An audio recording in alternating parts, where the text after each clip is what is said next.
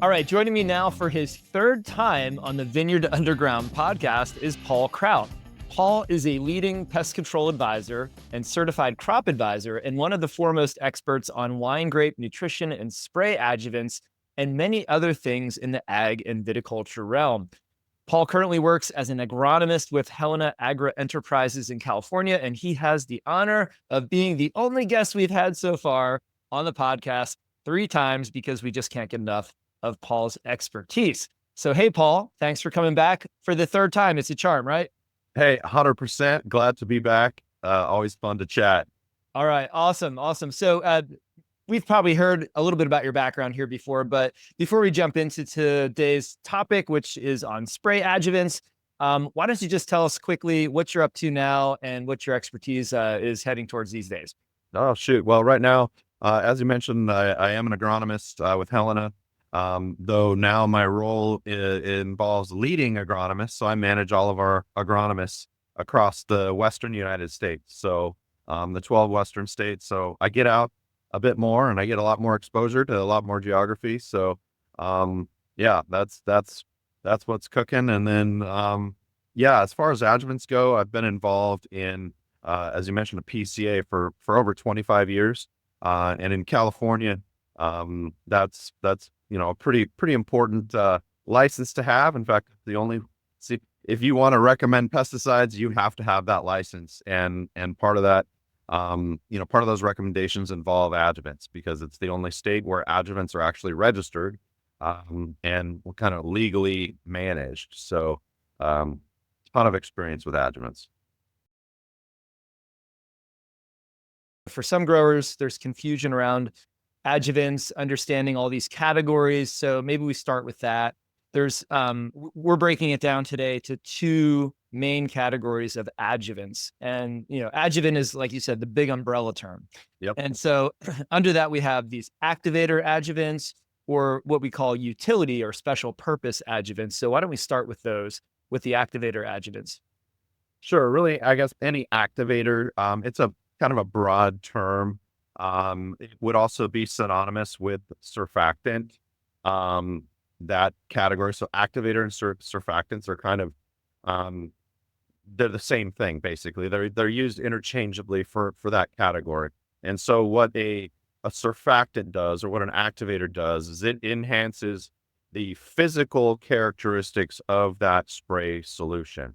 So surfactant, which stands for surface active agent, so surfactant, those typically help break the surface tension, break that energy that hold those water droplets together.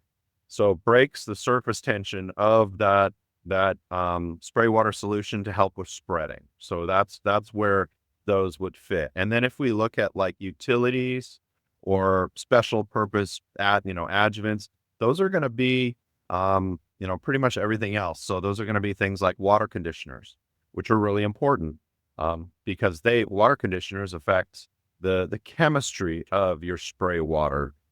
So if you have real high pH, there are some pesticides that can't handle high pH. So you put a buffer in, which is a utility adjuvant, water conditioner, it will drop that pH. If you have hard water, herbicides like glyphosate, and glufosinate and all of those don't play well in hard water. The hard water ties up those molecules, and you get what's called incompatibilities. And so using a water conditioner that helps, manage the hard water, helps neutralize the hard water, another example. And then other examples would be like indicator dyes. So dye that you add to water if you're doing herbicide, so you can see where you've actually sprayed. Drift control agents. So big one, right? Yeah, that's a big one, really, especially when you're dealing with herbicides, but also different types of application where you really don't want drift. Those actually can increase the surface tension of the droplet or help hold droplets together to reduce what we call driftable fines, which are really small droplets. So that they create more of a universal kind of droplet spectrum. So it reduces, so that helps reduce drift. So that would be examples of some of those special, those special purpose guys. If you want to maximize safety, you use a buffer. And by definition, a buffer will drop the pH to a specific level. And then it doesn't matter how much more you add to it, it keeps the pH stays there. So for example, an example of a buffer out there is a product called Quest. It is a buffer. It drops the pH down to 4.5 to 5, but it doesn't go any farther. But if you use an acidifier, say phosphoric acid or something along those lines, or Ammonium sulfate. Yeah. Some growers throw citric acid in their tank Citric to challenge acid, their yeah. pH. These are strong acids that don't have a bottom out No. level, So right? you could just keep going down until your spray is like a pH of 1, and then you're causing some problems. So always use a buffer if you are wanting to manage your pH, unless you're willing to do let's go back to some chemistry, unless you're willing to do a titration on your spray water with that acid to know exactly how much to put in to hit that target. Most people don't want to do titration. I know I don't. And so that's why I'm going to use a buffer, because that's critical. And that's Let's a very hit the common easy thing button. that happens. Hit the easy button on that, Paul. Let's Yep. not bring in titrations. I don't want to belabor the whole pH of the water issue, but I think most growers, many, especially new growers, don't realize how important the starting pH of their water is. So there are some products, we won't get into all of them here, but there are some products that if you add into a tank and the pH of the water is 7.5 or higher, the alkaline hydrolysis will completely deactivate the active ingredients of those products. You're dumping money into your tank, and within 15 to 20 minutes, it's not even effective anymore. You can't even get out to the vineyard fast enough. Yes. So adjusting the pH of your water, if there's one message we can send here today is just get the pH of your water tested. If you have a wine lab or a winery, you can test it using your general pH meter. You can send it to your lab and they can do titrations on it to tell you how much acid needs to be added to the water. And you could also do trial and error if that's easier for you if you're a small grower. But make sure you understand if the product you're putting in the tank, especially for an expensive fungicide or insecticide, you need to know if the product needs a specific pH range in order to be active.